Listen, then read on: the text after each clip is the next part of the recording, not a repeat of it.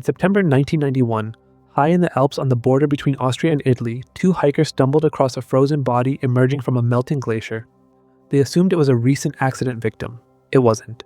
The corpse was 5,300 years old. When scientists extracted his DNA and announced his identity to the world, they called him Ötzi, a tragic relic of a vanished people, the last of his kind. But that conclusion was wrong, because in the vertical valleys just a few miles south of where he died, a population of 40,000 people still carries his exact genetic signature in their blood. They just don't know it yet. To understand who these people are, you need to forget modern borders for a moment. The Ladins are a small ethnic group living in the Dolomite mountains of northern Italy. They speak a language called Ladin, a Rhaeto-Romance dialect built on an ancient non-Indo-European foundation that predates Rome. They farm the same steep valleys their ancestors farmed for 7,000 years. Italian maps show them as Italian citizens. European Union paperwork classifies them as a protected linguistic minority, but their DNA tells a completely different story. It says these people are not a remnant of the Roman Empire, not a byproduct of medieval politics, not a curiosity of Alpine geography. They are the living descendants of Europe's original population, a people that the rest of the continent replaced 3,000 years ago. And the mountain fortress they call home is the reason they survived. To understand what happened, you first need to understand the scale of what Europe's DNA has been hiding. 7,000 years ago, the continent was populated by Neolithic farmers who had migrated from Anatolia, in modern Turkey, over the preceding millennia. These were the people who built the first permanent settlements, domesticated cattle, and spread agriculture across Europe from the Mediterranean to the British Isles. They all carried a specific genetic signature, Y-DNA Haplogroup G2a. It was everywhere. Western Europe, Central Europe, Scandinavia.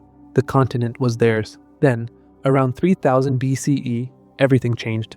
A population of nomadic cattle herders from the Pontic-Caspian steppe, what geneticists call the Yamnaya, began moving west. They had horses, they had wheels, they had bronze weapons, and they had a reproductive advantage so overwhelming that within a few centuries, they had replaced the Neolithic farmers almost completely. Not through one decisive battle, but through a slow-motion demographic tsunami. In Britain, Yamnaya-related ancestry went from 0 to 90% in just a few centuries. In Germany, the same. The original farmers of Europe were genetically erased, but not everywhere. Here's the detail that changes everything. The Yamnaya stayed in the plains. Their entire culture was built around open grassland, horses, and mobile herding. They had no reason to climb 10,000-foot mountain peaks. No agriculture worked up there. No horses could navigate those vertical walls of rock. So while the genetic revolution swept across every fertile valley and coastal plain in Europe, it stopped at the base of the Alps. And in the high valleys above, the original farmers of Europe simply continued living. Isolated, unchanged, carrying the same haplogroup G2a their ancestors had brought from Anatolia thousands of years earlier. The Dolomites didn't just become a refuge, they became a DNA fortress. And the people living inside that fortress today are the Ladins. The scientific evidence for this is extraordinary. In modern Germany, haplogroup G2a is found in under 5% of the male population. In France, similar numbers. In Spain, even less. But in the isolated Ladin valleys surrounding the Sella Massif, G2a frequencies remain significantly elevated, matching the genetic profiles found in Neolithic burial sites from 7,000 years ago. When researchers from the European Academy of Bolzano ran their Micros study, reconstructing genealogies for over 50,000 subjects back to the early 1600s, they found something that confirmed the genetic data. The same family names appearing generation after generation. The same surnames clustering in the same valleys for as far back as records go. A level of endogamy and genetic isolation that virtually no other European population can match. The mountains didn't just preserve their language and culture, they preserved their genome. But here's where Ötzi changes everything. When scientists published the full genome of the Iceman in 2012, they identified his Y-DNA haplogroup as G2a, specifically a subclade called GL91. Then researchers compared his genome against modern European populations to find his closest living relatives. The results were shocking. The population most genetically similar to Ötzi the Iceman is not found in Austria where he died. It's not found in Switzerland or Germany or any of the broader Alpine region. The closest living genetic relatives of Europe's most famous ancient human are found in pockets of isolated island populations, particularly in Sardinia. and in the vertical valleys of the Dolomites where the Ladins live. Ötzi wasn't the last of his people. He was an early member of a lineage that survived in the mountains while the rest of Europe moved on. The Ladins are, in a very literal genetic sense, his descendants. And then there is the language. The Ladin tongue is classified as a Romance language because its grammar and vocabulary derive from vulgar Latin brought by Roman soldiers and merchants 2,000 years ago. But underneath that Latin surface lies something much older, the Rhaetian substrate. The Rhaeti were the pre-Roman inhabitants of the Central Alps, a group of tribes whose language was not Indo-European. Linguists have spent centuries debating its origins, with the strongest current theory linking it to Etruscan, the mysterious language of ancient Tuscany that also defies Indo-European classification.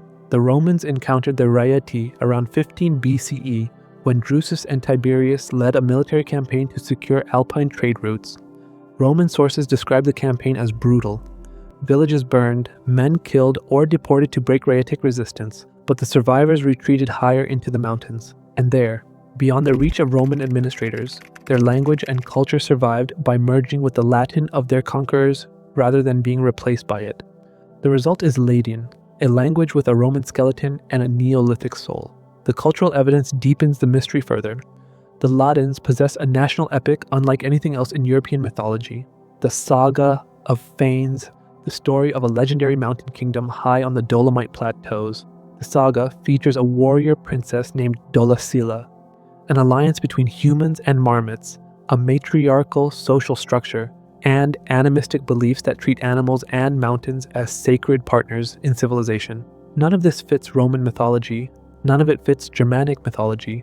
Scholars who study the saga see it as a preserved memory of pre-Indo-European Alpine culture, the kind of society that existed before the Yamnaya arrived and imposed the patriarchal, warrior values that define most European tradition. The kingdom of Fanes may be the last surviving echo of the world Ötzi the Iceman actually lived in, a matriarchal, animistic, mountain farming society that was swept away almost everywhere else 3,000 years ago. The political history of the Ladins reads like a long attempt by larger powers to erase a people who simply refused to disappear. After centuries of relative peace under Habsburg protection, the First World War shattered their world. The Dolomites became one of the most brutal theaters of the conflict, with the front line cutting directly through Ladin territory. Over 1,000 Ladin soldiers died. Villages in the Livin-a-Longo Valley were completely destroyed. Then, following the Treaty of Saint-Germain in 1919, their territory was annexed by Italy. The fascist regime that took power in 1922 immediately began a campaign of forced Italianization. In 1927, the fascist government made a calculated move. They split the Ladin valleys among 3 different provinces, Bolzano, Trento, and Belluno, to prevent a unified Ladin political bloc from ever forming. It was administrative gerrymandering designed to dilute identity. They banned Ladin in schools, public offices, and churches. They forced Ladin children to take Italian names. By 1939, Hitler and Mussolini agreed to the Option Agreement, which gave Ladins a choice between emigrating to Nazi Germany or remaining in Italy without any minority protections. The mountains that had protected their DNA for 3,000 years could not protect them from modern politics, but the Ladins responded the way they always had. They survived. In July 1946, just 1 year after the war ended, over 3,000 people from all the Ladin valleys gathered at the Sella Pass, the geographic heart of their territory. They demanded recognition as a distinct ethnic group, reunification of their divided valleys, and the right to Ladin language education. The Italian government ignored the reunification demand, but the gathering sparked a movement. By 1948, the first autonomy statute officially recognized the Ladin minority. By 1972, the second autonomy statute granted broad self-government and language rights. Today, Ladin is taught in schools, broadcast on regional radio and television, and protected under the European Charter for Regional or Minority Languages. In late 2024 and early 2025, Italy's Council of Ministers approved further constitutional reforms strengthening these protections. The people who survived the Bronze Age replacement, the Roman conquest, the fascist suppression, and the 20th century's appetite for national homogeneity are still here, fighting through school boards and constitutional law. Which brings us back to Ötzi. When hikers found him melting out of that glacier in 1991, scientists initially framed his story as a tragedy, a man murdered in the mountains 5,000 years ago, the last remnant of a world that no longer existed. But the genetic evidence rewrites that ending. Ötzi wasn't the last. He was frozen in time while his people continued living, invisible to history, hidden in valleys so steep that conquerors had no reason to climb them.